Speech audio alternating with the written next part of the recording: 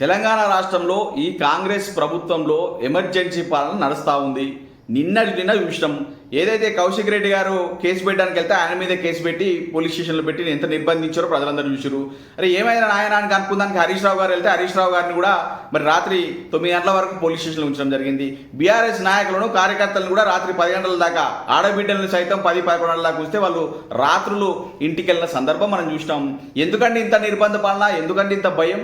ఏడాది కాలంలో మీరు నిజంగానే సేవలు అందిస్తే మీకు భయం ఎందుకు అని చెప్పేసి ఈరోజు మీ కటౌట్లకు, ఫ్లెక్సీలకు ఖర్చు పెట్టే డబ్బులు డాక్టర్ బాబాసాహెబ్ అంబేద్కర్ గారి వర్ధంతి సందర్భంగా కనీసం పూలతో అలంకరించే పరిస్థితి కూడా లేదా అంబేద్కర్ గారిని.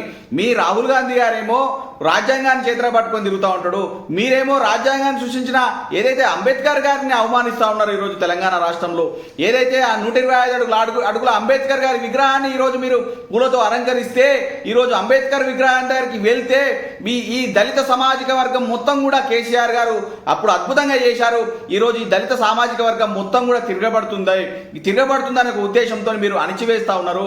ఈరోజు అంబేద్కర్ గారి విగ్రహం దగ్గరికి వెళ్లకుండా హరీష్ రావు గారు కానీ, కవిత గారిని కానీ, మాజీ మంత్రులను కానీ, బీఆర్ఎస్ నాయకులను కానీ, కార్యకర్తల్ని కానీ ఎక్కడికక్కడ హౌస్ అరెస్టులు చేస్తా ఉన్నారు. ఎందుకంత భయం మీకు? అంబేద్కర్ విగ్రహం దగ్గరికి వస్తే అంబేద్కర్ గారి సాక్షిగా మిమ్మల్ని, నా రాజ్యాంగం సాక్షిగా, అంబేద్కర్ గారి సాక్షిగా మిమ్మల్ని ఎండగడతారని భయమా? మీరు ఏదైతే గత మేనిఫెస్టోలో చెప్పింది ఇప్పటివరకు కూడా చేయలేదు. ఏడాది కాలంలో 2 లక్షల ఉద్యోగాలు ఇస్తాను నిరుద్యోగుల్ని మోసం చేసిన ప్రభుత్వం మీ కాంగ్రెస్ ప్రభుత్వం. ఈరోజు మీరు ఇలాంటి అణచివేత చర్యలు, పోలీస్ యంత్రాంగాన్ని వాడుకొని అడ్డు పెట్టుకొని మీరు హౌస్ అరెస్టులు చేస్తే రానున్న రోజుల్లో ఖచ్చితంగా ప్రజలు కూడా తిరగబడతారు.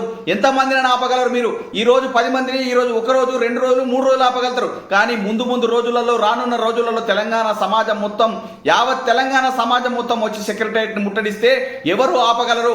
ఏ బలగం ఆపగలదు మిమ్మల్ని ఈరోజు బీఆర్ఎస్ పార్టీని అని చెప్పేసి మేము అడుగుతా ఉన్నాం. ప్రశ్నించే గొంతుగా ప్రజల పక్షాన కొట్లాడుతూ నిరంతరం ప్రజలకు వెన్నంటే అండగా ఉన్న ఏదైతే బీఆర్ఎస్ పార్టీని గొంతుకను ఒత్తే దిశగా, అణిచివేసే దిశగా మీరు ప్రయత్నిస్తూ ఉన్నారు. అవన్నీ కూడా జరగని విషయం. ఎందుకంటే ఈరోజు యావత్ తెలంగాణ సమాజానికి అర్థమైపోయింది పాలేది నీళ్ళేదని.